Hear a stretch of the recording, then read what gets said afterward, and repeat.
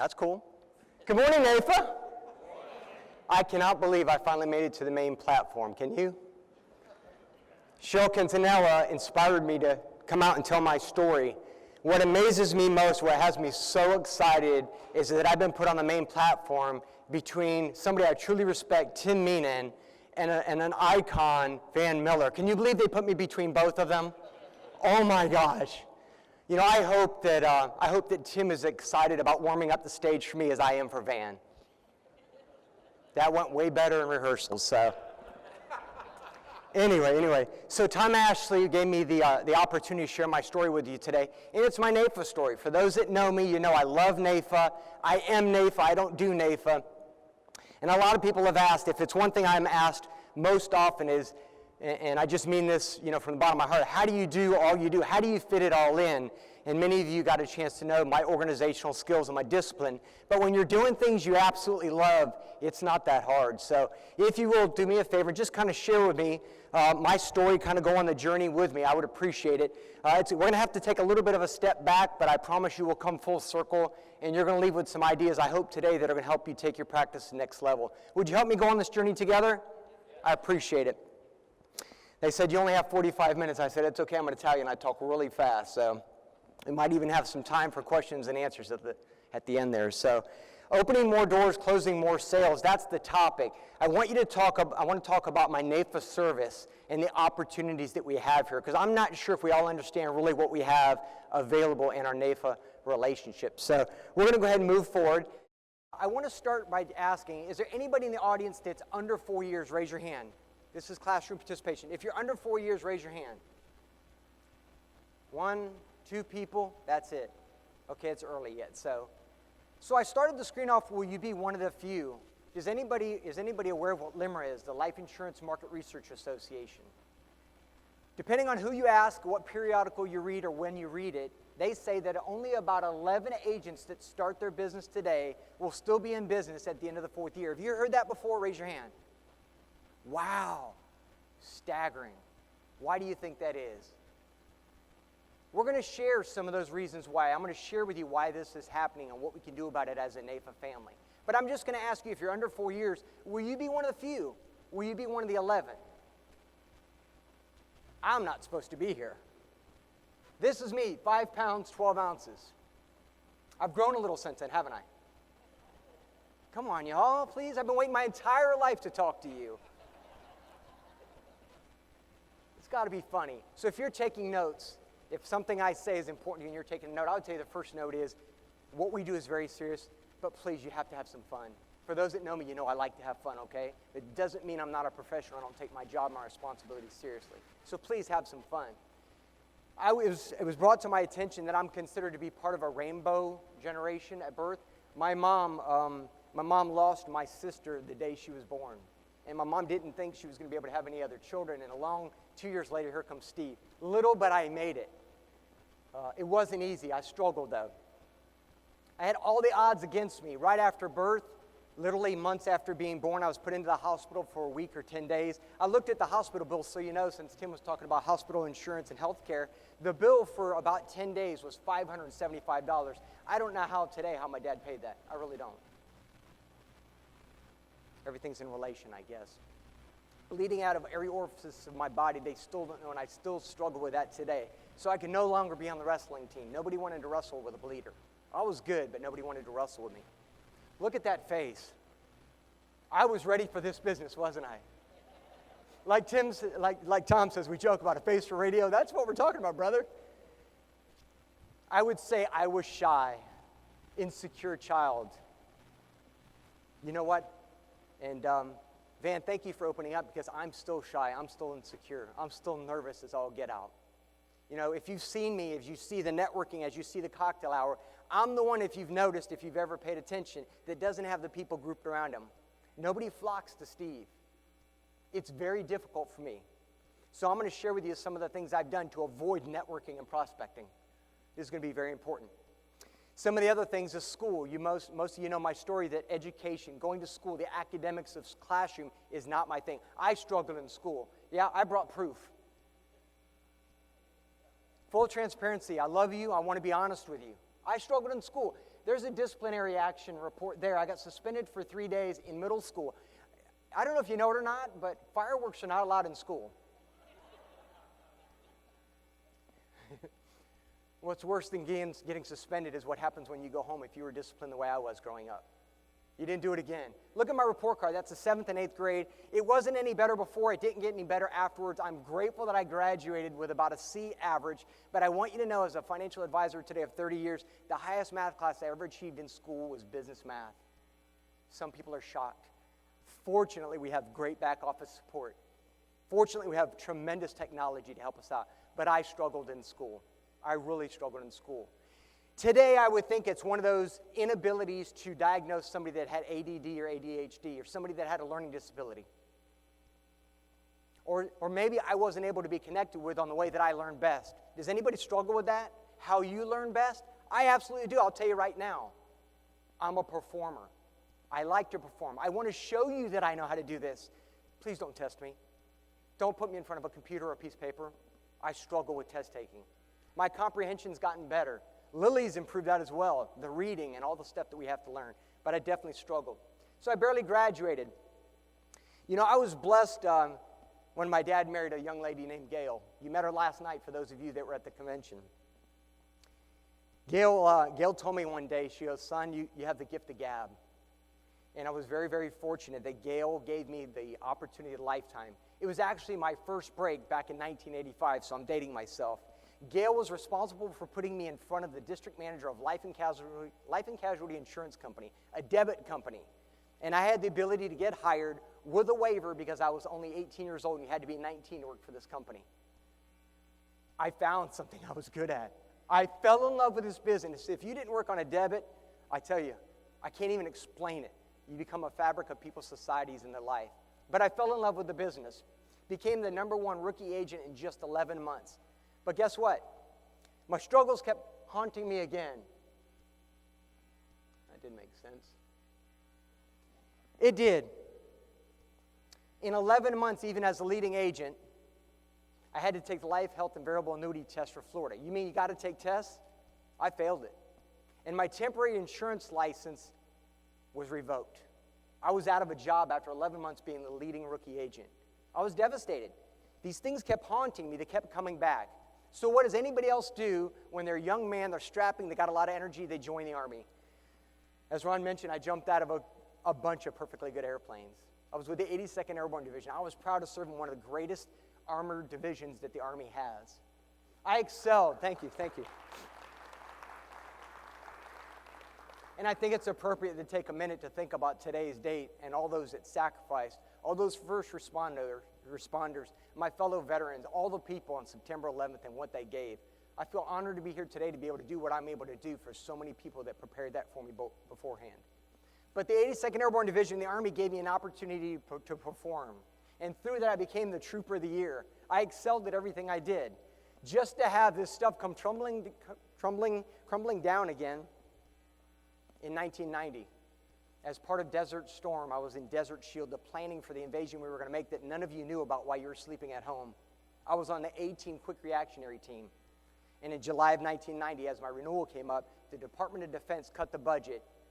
They eliminated or reduced all the reenlistment options, no bonuses. You stay here. You're not going to any schools. You're not going to drill sergeant school. You're not getting anything. They were forcing us out. And so I packed up all of my belongings and I came to Florida. And I wanted to get back into the business. I was blessed to get my second break right then in 1990 when my dad was talking to a colleague at Delta Airlines. Her father worked for Metropolitan Life. And as my dad was talking to him about me potentially getting back into this business, he said, why don't you have him come in and talk to our boss, Ed Barber? Big Ed. What a man.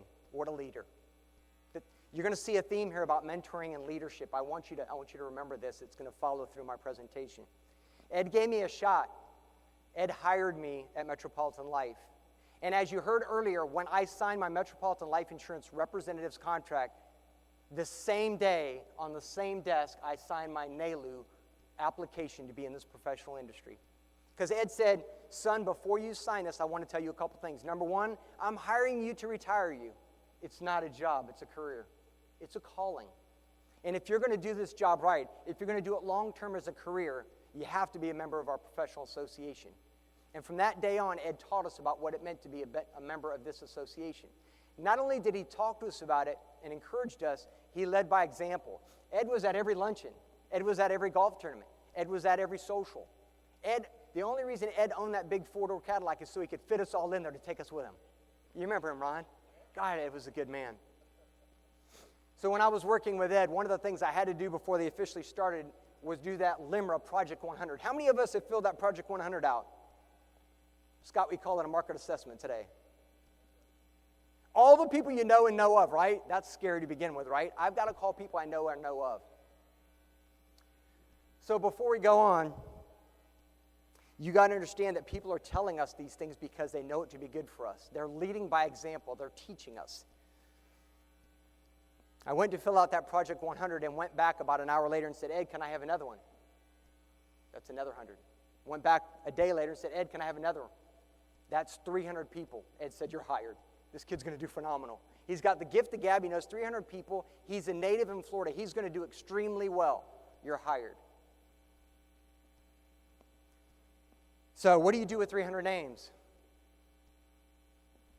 What are we supposed to do with 300 names? We call them, and I did. You didn't have to tell me more than once that the way to make the money that they promised me I'd make and have this freedom that I would have through this discipline would be to call people. So I started calling people. I don't know if I've lost a slide here or something, so I'm a little bit off here. Yep. So I started calling people. I'd get comments from aunts saying, Stevie, I love you, but I've got CDs older than you. Gail and Dad, thankfully, they had a couple of grandkids already, so they bought a couple of life insurance policies, so thank you for getting my career started. They're still on the books today, so thank you very much.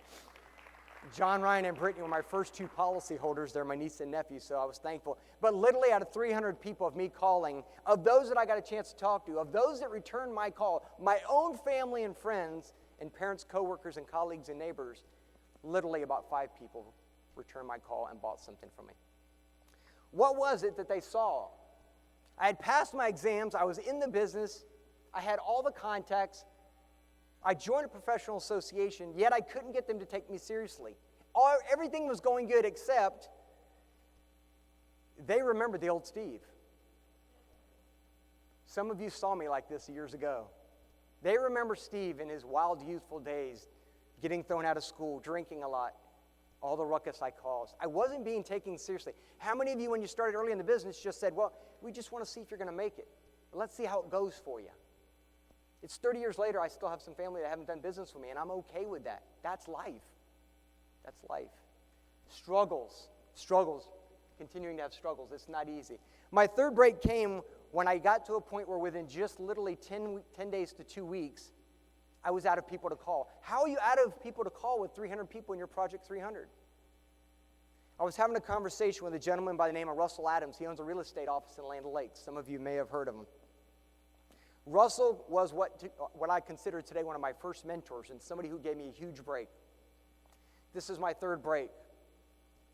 When I talked to Russell about what was going on with me, Russell said, he reached over on his desk and he goes, I've got this list of people that I know just bought homes last week and closed on them, and I look at it to see if any of these people worked with my realtor and didn't close with us. I want to make sure my realtors get paid.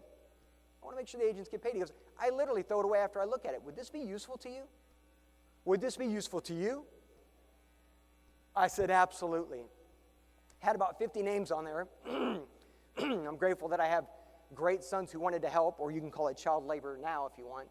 They folded and stuffed and licked a lot of mortgage mailing envelopes. That's how we started in the business back in my day, was the mortgage market. But what happened is I found out very quickly. Now, I didn't say I was dumb. I said I struggled in school. But I found out very quickly that Russell was a center of influence. And I wondered, if I strategically aligned myself with other people like Russell, how much easier would it be to do this business? This began the strategic alliances very, very early in my career. And for the last 30 years, this is what I've used. Now, I mean no disrespect when I tell you, I have never been a member of BNI. I respect and understand what the calling and the duties are of people that are in the Chamber, Kiwanis, Rotary, and all those, and admire them. I've never been a member or joined them. I've never paid for a leads list. I'm not good at networking. Why would I do any of those things, right? Why would I pay money to suffer? It's been strategic alliances. Why strategic alliances? It allows me to focus on what we're supposed to be focused on. The laser focus, right? The laser focus. Like if you get closer to the screen, you can read it without your glasses focus. It allowed me to be more efficient with my time. It allowed me to spend time in what we should be considering the most important part of our job, which is relationship management. Right? These are key areas. It became more efficient with my time. I was more organized. I was more profitable. How many of you does this sound like the right thing to be doing? This is what we're supposed to be doing, yet we struggle with it all the time. If you decide you want to get into strategic alliances, I'm going to tell you right now, I've done this long enough that this is what you have to be willing to do. I'm talking to you as my family. If you're going to be in strategic alliances or you want to form them for yourselves, these are non-negotiable. These are important. I wrote them down as best practices. You have to be an organized person. You have to be good with time management or get help with these things. You have to be accountable. There's nothing worse than having a client sitting in one of your strategic alliance offices to meet with you at 2 o'clock in their office because you want it to be on the best fertile environment that they're used to meeting in, right? And you're 15 minutes late. Unacceptable. Doesn't work for long, and I'll share with you why. Trustworthy. You're going to be splitting commissions. You're going to be talking about legal documents and situations. You're asking somebody to open up their book of business. You have to be trustworthy. It's a two-way street here. Good follow-up and follow-through. If your strategic alliance partner says, hey, by the way, what's going on with Mr. and Mrs. Zimmerman? You better be able to answer them. Hey, Miss Wortley called. She says that you wanted to meet with her. You got to know it right off the top of your head. You got to know more than they do. Be humble. It's their business. It's their business. And be patient. This does not happen overnight. The relationships I've built that have become lifetime family friends have happened over decades, but they're priceless. And last but not least, you have to be persistent. If you find the right organization, you find the right partnership, and you're patient, you're working at it, one day at a time moving forward, I promise you it will pay huge dividends. But you have to be willing to do these. Is this something you can do? Raise your hand if this is something you could commit to. Awesome. They're quiet in the audience. They're either stunned or... How about your partner? Now, where do you find these? Look what I put up top. This is where I fish. You know I'm an outdoorsman. I love to fish. Everything's in an outdoor context. This is where I fish for my strategic alliances. People who think and act like me, people who have licenses, which is easier to split commissions, people who subscribe to an ethical standard of conduct, and people that I rub elbows with that when we're together, iron sharpens iron, right? We sharpen the saw together. These are the best. I put them in the order that have worked best for me based on best practices. They might work differently for you based on your practice specialty, your affinities, or affiliations. These have worked best for me. Our professional associations, our brothers and sisters. And you know what? For the majority of those, they're below NAIFA. Why? Let's just be honest here. They were born from us. Right? They're laughing out in the hall, but I thought that was for me, but I'm going to take that anyway. What types of alliance partners can you have? I put these in the order of what I feel to be the most efficient, profitable, rewarding, enriching in my life. CPAs. If they're CPA, you want to know, do they do 1040 personal returns, or do they do corporations and corporate returns, or both? You need to know enough about what their practice is like so I can share with you how to work them properly.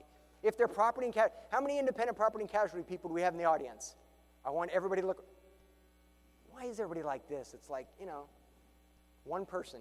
Go after them. Go after her. I'm trying to help you here, okay? Do they do personal lines, or do they do corporate lines or business lines, or both? That's important to know, and I'll share with you why. Other NAIFA agents. Show of hands in here. How many people represent or sell life insurance? Raise your hand.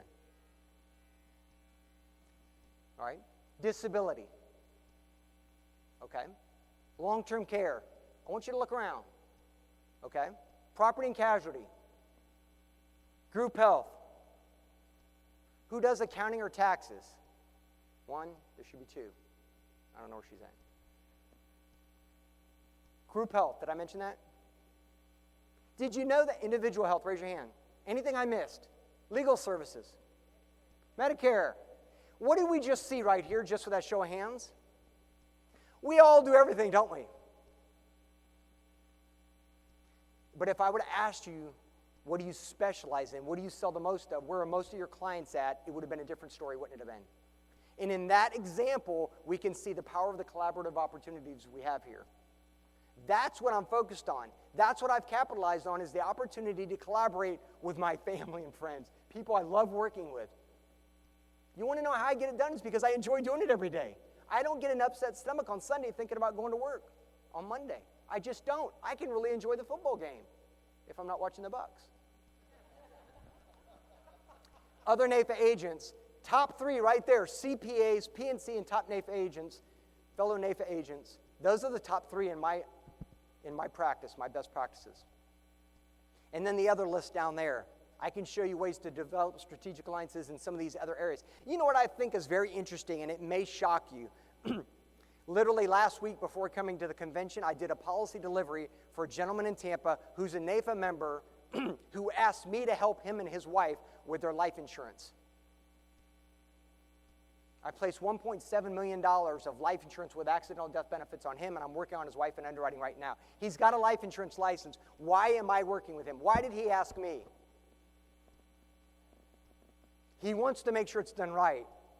He's a group health agent, and he trusts me, and he likes me. Because over the years, he knew me, he liked me, he trusts me, and now he did business with me. And it has to go in that order. I'm honored to help you with your own family. Allstate agent in Pinellas County, I took care of his life insurance. Why? He just didn't have the selection or the offering of life insurance within his company that he felt comfortable with or confident in for his own self. That says a lot that he's asked me to do that. I'm honored to do that for you and your family. What I don't have down here as well is, as Tim mentioned, pick and pack. Do you know how many times I've done check deliveries, or I've been at fundraising events, or I've been at any type of open house, and just because I was rubbing shoulders with people who had checks in their hands as well, they were the kind of people I wanted to have as clients. I don't know if that envelope had a $50 check in it or a $500 check in it. I don't care. Mine had a $50 check, I'm telling you right now. But they've become clients of mine just by me doing my NAIFA business. See how important that is? So how do you develop strategic alliances? Here it is. Here's the secret to the sauce, Van. I'm going to give it to you, brother. I'm just going to tell them. There's no need in hiding it anymore, right? You must be able to answer only one question to develop long-term profitable relationships. One. Just one. And this is not it. Look at the picture. What do you see? Call it out. What do you see in the picture? Chaos, clutter. Huh? Jim's office. It was, so we replaced the strategic alliance that was in Jim's office. That's the God's honest truth.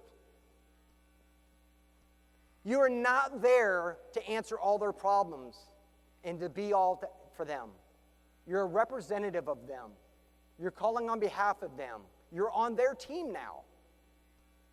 You're not there to add additional stress to their staff. Most of their staff already feel like they're overworked and underpaid anyway. And here comes you. Great. You're not there to rearrange their office, rebuild their website. You're not there to eat lunch every time they order in for the family and just ride along for the free lunch. We're partners. You buy lunch, I buy lunch. Jim, you buy dinner, I buy dinner. His is most of the time more expensive, but that's okay.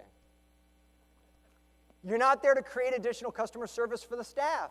You're not there to create complaints. You're not there to take over. Don't let this be you. That's not what you want. But I want you to know, and I put this on here because when you talk to some of those strategic alliance type of people, I want you to know right now, that's the first thing they think and see in their mind. In their mind's eye, it's that picture. Because you're not the first person to talk to them about this. But that's what they think. So we have to do, just like we do in the sales process, we have to understand the objections before they come one. We have to bring them in and seamlessly enter them into the presentation and the value proposition so we can answer them before they become one. Is everybody comfortable with that in the sales process? Can I hear yes? All right. Same thing here. Here's the question you have to answer. Who's seen this before? Raise your hand. What's it stand for? What's in it for me? That's what your strategic alliance partner is asking. That's what they're thinking even while you're talking. I want you to know that's the truth. And if this is the only thing you have to answer, is what's in it for me? And when I'm talking with them, it starts with, are you interested in creating additional peace of mind with your clients? What are they going to say? I love asking the questions I already know the answer to. I already get the answer I'm looking for. Are you interested in providing or creating or generating an additional stream of income? Additional billable hours. You need to know what way to say that depending on who you're talking to. The CPA would be billable hours or an attorney, right?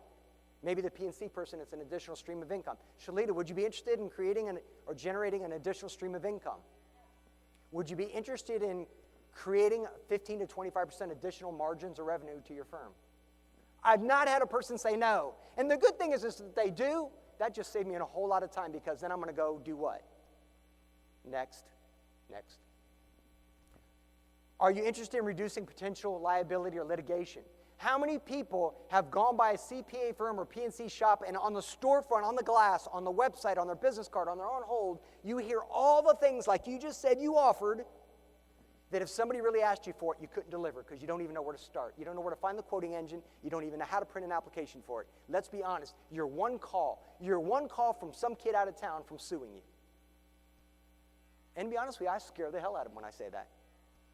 Because that's the truth. We can't be everything to everybody. We can't be a jack of all trades and master of none. There's something you specialize in, and it's typically something you enjoy or that's easy to you. You take the path of least resistance. Am I right?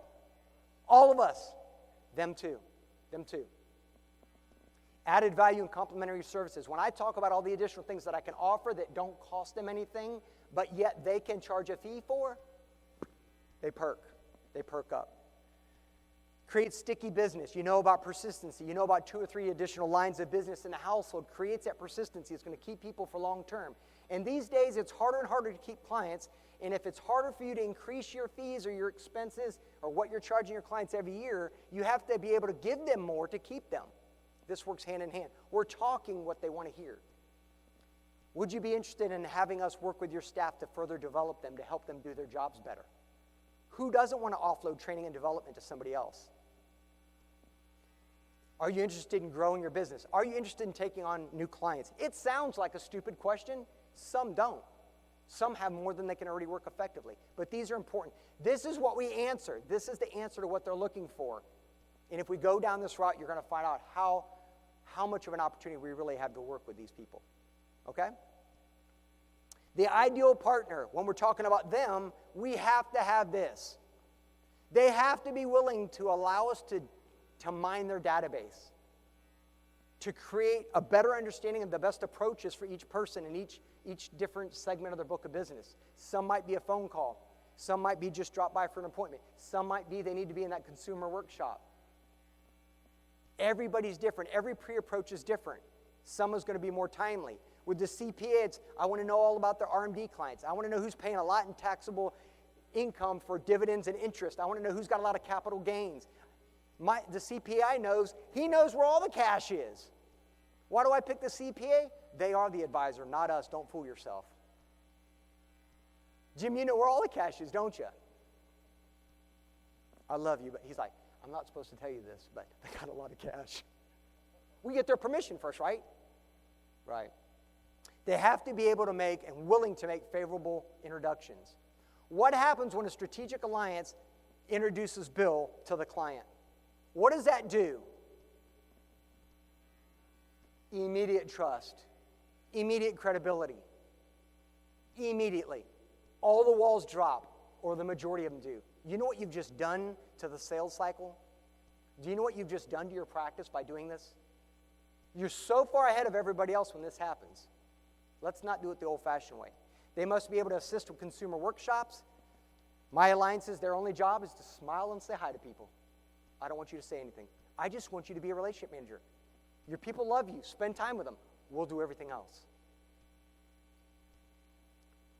I might need you for joint work. I might need you for case design. I might need to know about their property and liability limits. I might need to know about their tax situation, how we can best work together. But when we do this, we're telling them we're bringing a team to you.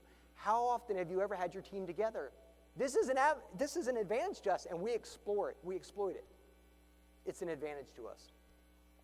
And you see some of the other things in here. Sharing expenses is important as well. There's not a lot of expenses in this partnership, in this alliance. Most of in this room are paying about $50 or $60 a month on our NAIFA membership, correct? Raise your hand. About right? What are you spending at BNI? What are you spending in the chamber? What are you spending on leads? What are you spending to drive around to meet people for your one-to-ones? I know that was no disrespect. How many drinks are you buying? How many socials are you going to? How much return on investment are you really getting? When I see the word networking, I always put a question mark afterward. Is it working? Do you really even know? Or are you just in this vicious cycle of going meeting to meeting? You go to a meeting, you collect business cards, didn't really have that valuable of a conversation, you didn't really make that much of a connection, you made some promises, came back to the office, you put those 10 cards on the stack of the other 1,000, the next week comes, you go back to the meeting, you do it again, you didn't call the ones before. What's really going on here? We call those pleasing methods, not results, right? You're buying into this yourself. Sharing the expenses, it's a lot less expensive than those other organizations where you're running around chasing people that don't want to be caught. My big break came. Got a lot of breaks, huh? I've had a lot of breaks. I'm still in good shape. My big break came from NAIFA. I've said it to everybody here. I absolutely love this organization. I would not be in this business if it wasn't for NAIFA. I would not have qualified for $1 Million Roundtable as many times as I had if it wasn't for NAIFA and the people that I'm surrounded with. I owe it to this room and the people that aren't in here for 30 years of working with me, living with me, putting up with me, laughing with me, crying with me, working with me. How many people in this room have worked with me in the field before or called me for help or I've been willing to come help you? How many of us have worked together in this room? Raise your hand. It's been an honor, and we're still friends. I love it. We haven't always agreed on things, but we got the job done, or we tried to, didn't we? We both committed. We both rolled up our sleeves.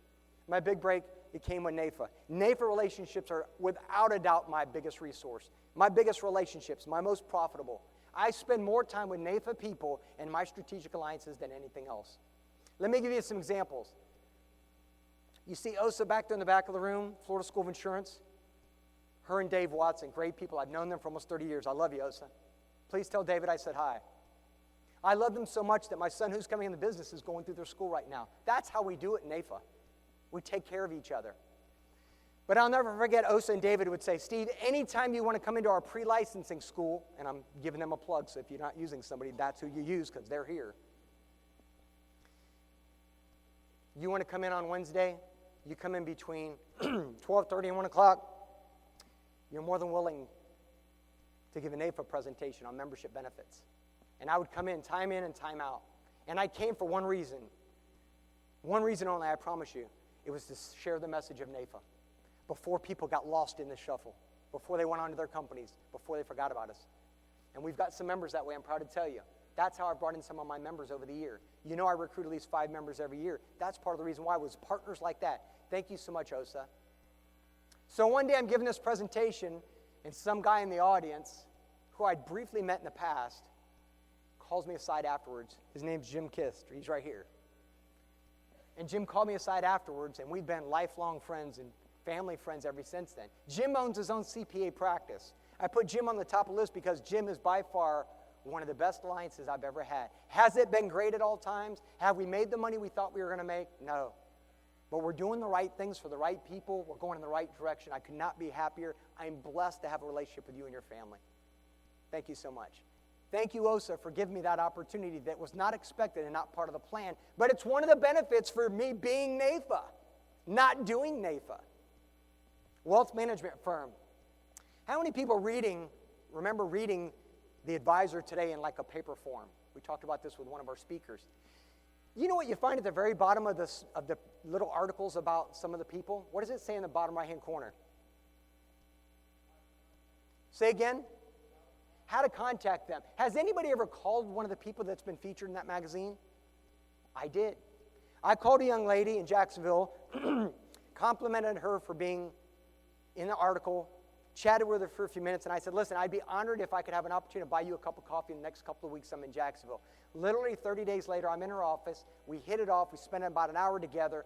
2 weeks from then, I met with every partners of the firm, and on step 5 of their financial planning, because they're a wealth management firm with about $300 million of assets under management, it says step 5, risk management analysis, introduction to Steve Saladino. Because of the NAIFA magazine. P&C Group, same thing.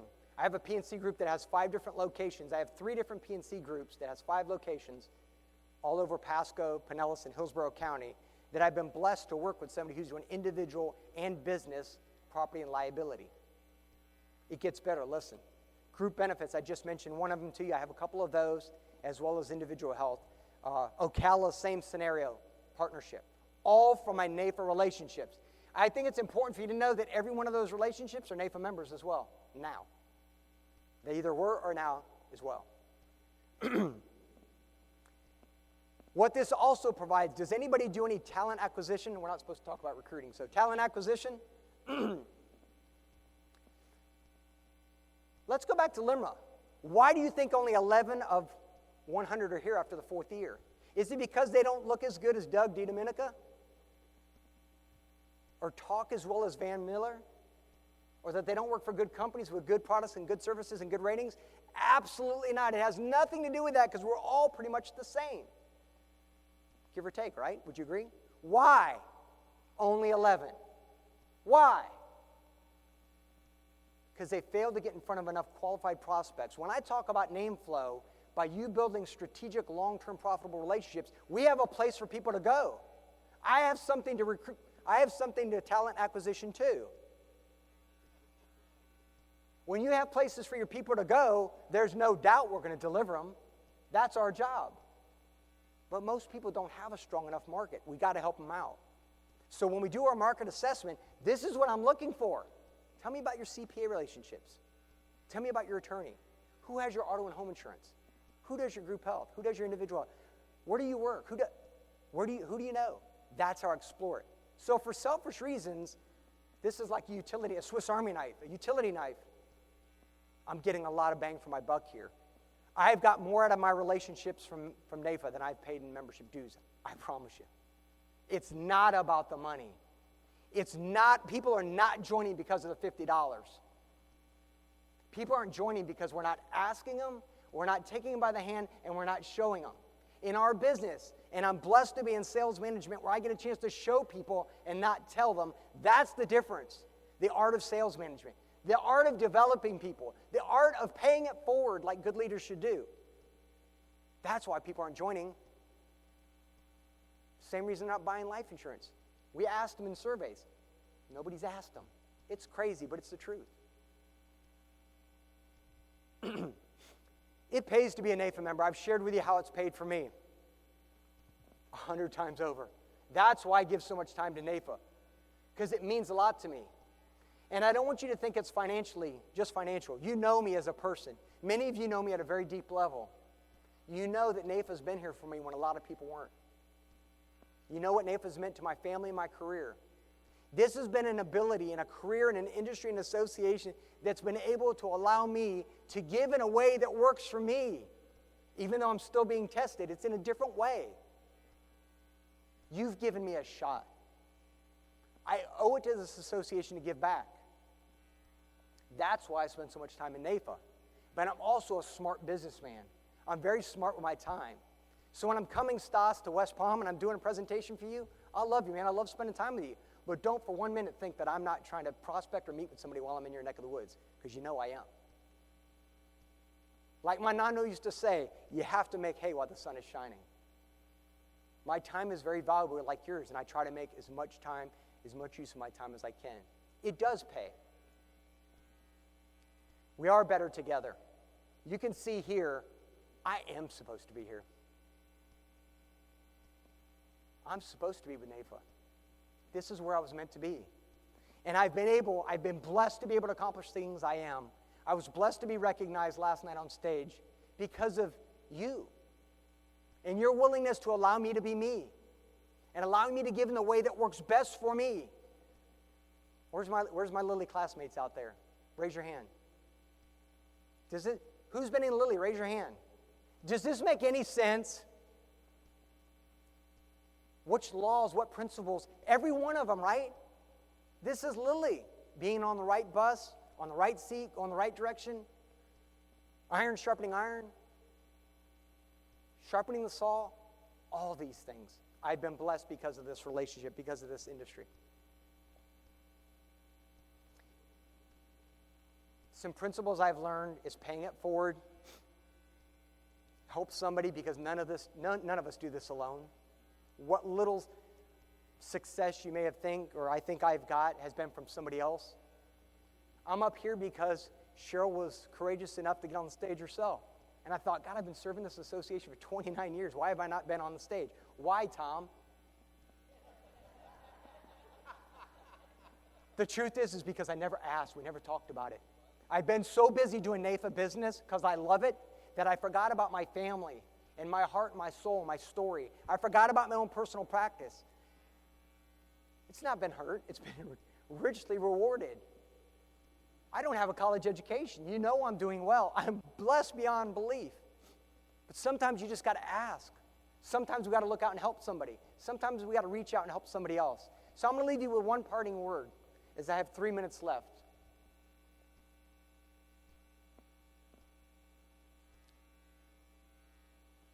Do you need a break? Do you need a hand? What prevents you from asking somebody? Put your pride aside. There's no need for you to bloody your nose or bang your head up against the wall and get the results and go down the path that some of us had to. Most of my friends in this audience are way smarter than I am. And if I can do this, you can. I'd be honored to take your call. If you know me, you know that I always call back. I always make myself available. I will always help you.